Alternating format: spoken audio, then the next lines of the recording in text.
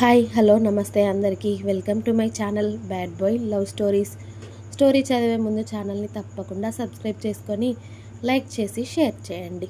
ఇక స్టోరీలోకి వెళ్ళిపోదాం. మై డియర్ రాక్షసి ఎపిసోడ్ 65. మిథిల అవంతిక కన్నా మొండి రాక్షసి కదా.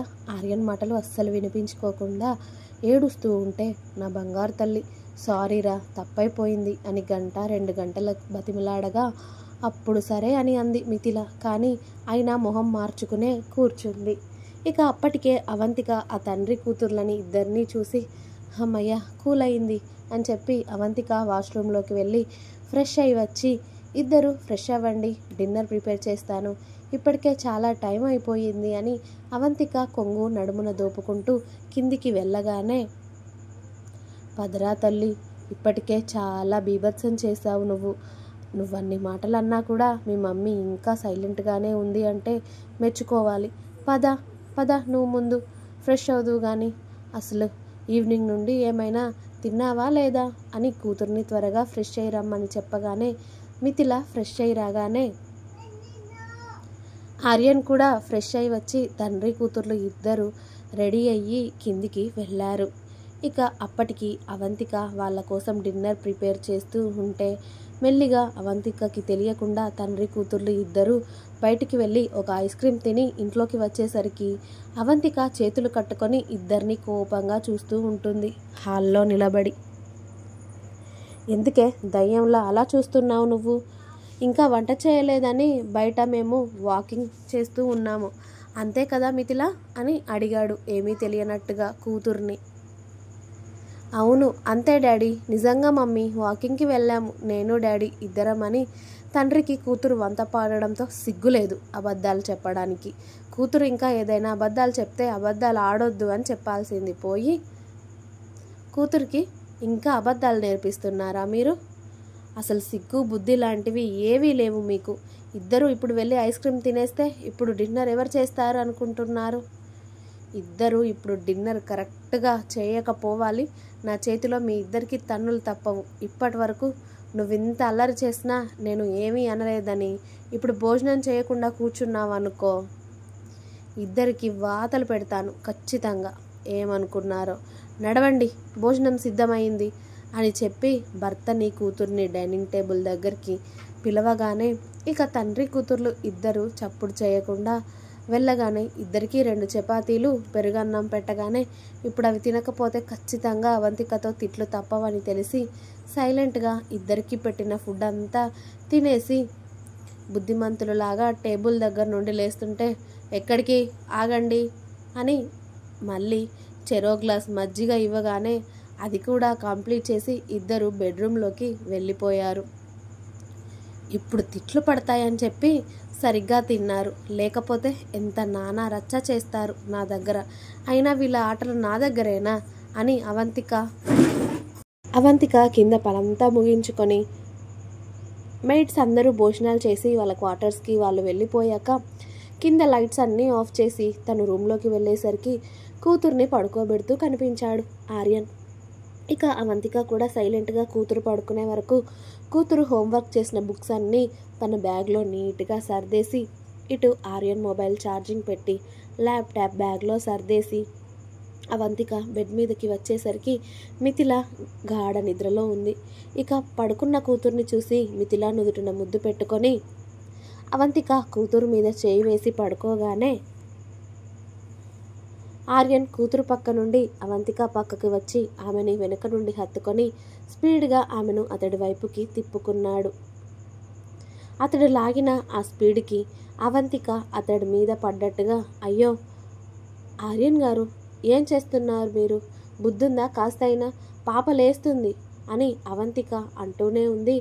ఆర్యన్ ఆమె పెదాలని అందుకొని గాఢంగా ముద్దిచ్చి ఆమెకి దూరం జరిగి ఆమె షాకింగ్గా చూస్తూ ఉంటే, ఏంటే ఓవర్ చేస్తున్నావు? నన్ను నా కూతుర్ని తెగ బెదిరిస్తున్నావేంటి నువ్వు అని అన్నాడు ఆమె నడుముని గిల్లి. ఏంటే ఓవర్ చేస్తున్నావు? నన్ను నా కూతుర్ని తెగ బెదిరిస్తున్నావేంటి? బాగా బిల్డప్లు ఇస్తున్నావేంటి నువ్వు అని అన్నాడు ఆర్యన్. నేను కోపగించుకోకపోతే తండ్రి కూతుర్లు వినే రకాలైనా ఎన్ని వేషాలు వేస్తారో నా కళ్ళు కప్పి. నేను అలా ఉంటేనే మీరు ఇలా ఉన్నారు, లేకపోతే నా తల మీదకి ఎక్కేసి ఆడతారు ఇద్దరు. నాకు తెలియదనుకున్నారా అని అంది అవంతిక. ఏదో పాపం పోనివని ఊరుకుంటున్నామే నేను నా కూతురు. మేము ఎదురు తిరిగితే ఏడుస్తూ కూర్చుంటామని సైలెంట్గా ఊరుకుంటున్నాం. ఏదో మేము సైలెంట్గా ఉంటున్నామని చెప్పి మమ్మల్ని ఇలా ఇష్టం వచ్చినట్టుగా మాట్లాడుతున్నావు కదా అని ఆర్యన్ ఆమె నడుముకి చెక్కిలి గింతలు పెడుతూ ఉంటే, ఆర్యన్ గారు ఏం చేస్తున్నారు మీరు? మిథిల లేస్తుంది అని అవంతిక అరుస్తూనే ఉంటుంది. సిగ్గు లేకపోతే సరి, కూతురు లేచేలా ఎవడరవమన్నాడే నిన్ను మరి అని అన్నాడు ఆర్యన్. అరే, నేను అరిచేలా నన్ను అక్కడ ఇక్కడ గిల్లుతూ నాకు చెక్కులు గింతలు పెడుతూ అరవద్దు అంటే ఎలా? మీరు నిజంగా సైకోలాగా తయారవుతున్నారు తెలుసా అని అవంతిక అనగానే, ఎవడే సైకో అని ఆమెని ఇంకా దగ్గరగా లాక్కొని ఆమె బుగ్గలపై కొరకగానే అవంతిక ఆర్యన్ బుగ్గ మీద ఒక్కటి పీకి, మీరిప్పుడే బాగయ్యారు అనుకొని ఇన్ని వేషాలు వేస్తున్నారా? ముందు వెళ్ళి అటు సైడ్ పడుకోండి. ఇప్పుడు అప్పుడే నా దగ్గరికి రావద్దు అని మీకు చెప్పానా? ఏదో ఇంకా మిమ్మల్ని ఆఫీస్కి పంపించడమే ఎక్కువ అంటే లేనిపోని వేషాలన్నీ వేస్తున్నారు. మీ వేషాలన్నీ చూస్తున్నా మీకు దెబ్బలు పడతాయి అని అంది అవంతిక. ఇన్ని నెలలు అయ్యింది కదా, నేను బాగా అయ్యాను, ఇంకా నన్ను దగ్గరికి రానివ్వకపోతే ఎలానే అన్నాడు ఆర్యన్. మీరు పూర్తిగా బాగయ్యాక అప్పుడు రానిస్తానులేండి, అప్పటి వరకు ఓపిక పట్టండి అంది అవంతిక.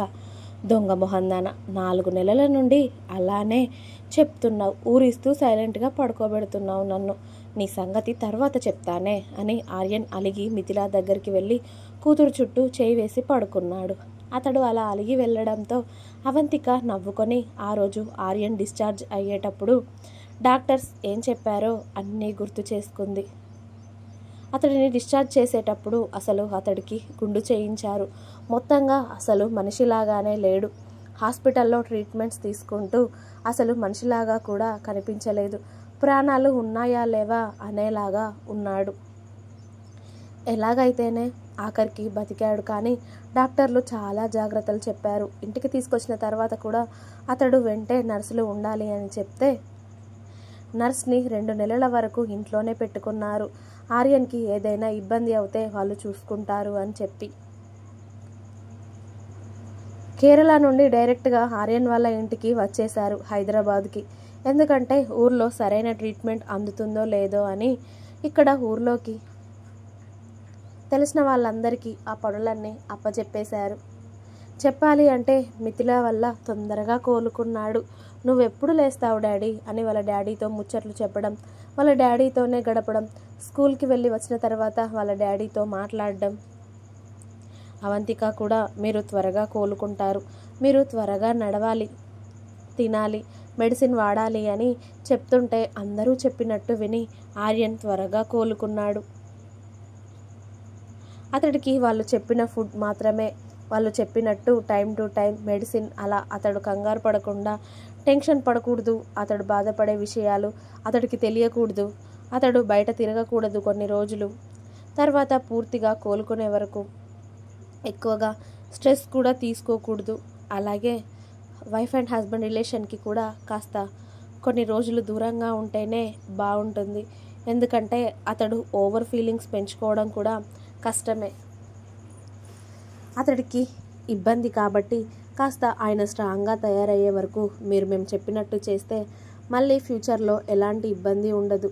కాకపోతే కొన్ని మెడిసిన్ మాత్రం ఉన్నాయి, అవి కంటిన్యూ చేయాలి. మీకు కుదిరితే 6 months తర్వాత ఒకసారి రండి, మళ్ళీ చెకప్ చేస్తాము అంటే కూడా 6 months తర్వాత మళ్ళీ ఆర్యన్ని తీసుకొని కేరళకి వెళ్తే ఏం లేదు ఇప్పుడు అని చెప్పారు. కానీ మళ్ళీ జాగ్రత్తలు చెప్పారు. కొన్ని రోజుల వరకు అతడిని పువ్వుల్లో పెట్టి చూసుకోవాలి అని చెప్పి.